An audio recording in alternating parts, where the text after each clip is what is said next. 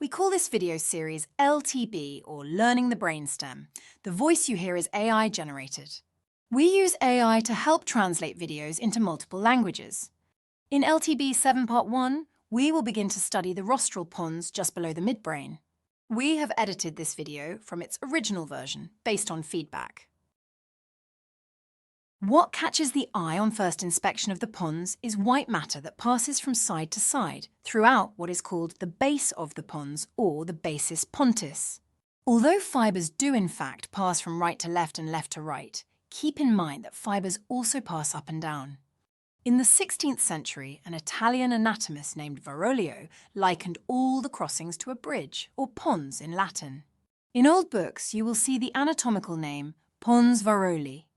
We superimpose a large red rectangle over the basis pontis. Before we comment on the basis pontis, let's inspect what we see dorsally. And let's concentrate on the midline.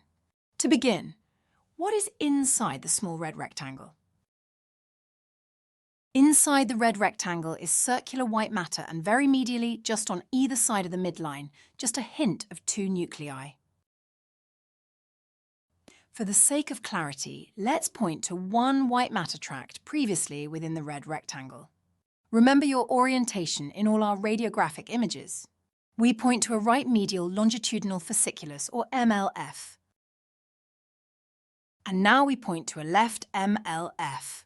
I try not to indicate anatomical structures that are not immediately obvious, but on the medial side of the left MLF, but also medial to the right MLF, there is a bit of a nuclear structure that we have encountered previously. The nuclei were far more obvious in a section of caudal midbrain.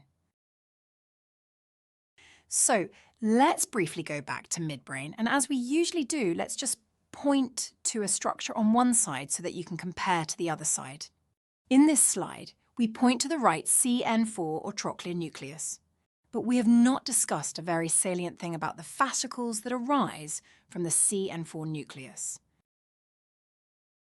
Fibres from right CN4 nucleus will pass dorsally along the lateral margin of the central grey matter on the same side. They will cross the midline within the so-called superior medullary velum, as indicated by the red arrow. Then, trochlear nerve, or CN4, will exit the brainstem from the dorsal aspect of the brainstem, just under or caudal to the inferior colliculus. The arrow indicates the exiting left fourth cranial nerve. Do not be confused by the side. You are now viewing a gross anatomical specimen, not a radiographic image. Right trochlear nucleus gives rise to left CN4, the cranial nerve. Previously, we discussed how one subnucleus of CN3, the superior rectus subnucleus, innervates a contralateral superior rectus muscle. Likewise, CN4 nucleus innervates a contralateral muscle, specifically the superior oblique.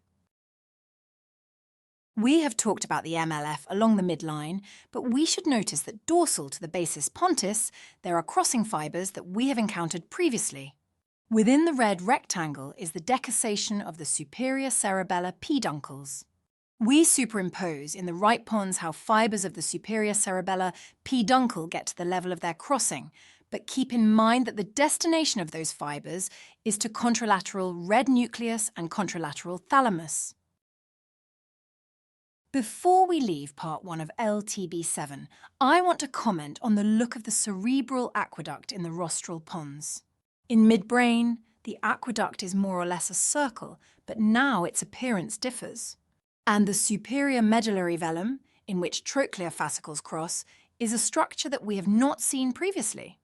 As we pass caudally through the brainstem, a difference based in embryology becomes more apparent. The difference is between an alar plate and a basal plate. As we look at rostral pons, the relevance of the alar plate can be stated simply. The alar plate gives rise to the superior medullary velum as well as to cerebellum.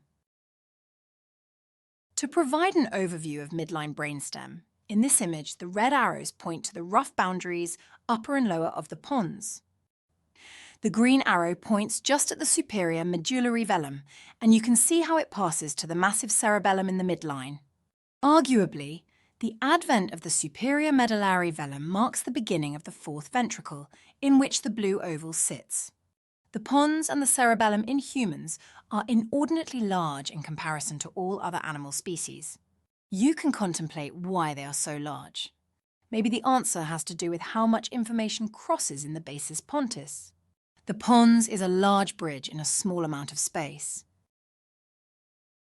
LTB7 is done, but we are not done with the rostral pons, so please stay tuned.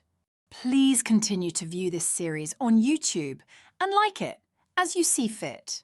As always, thanks for watching.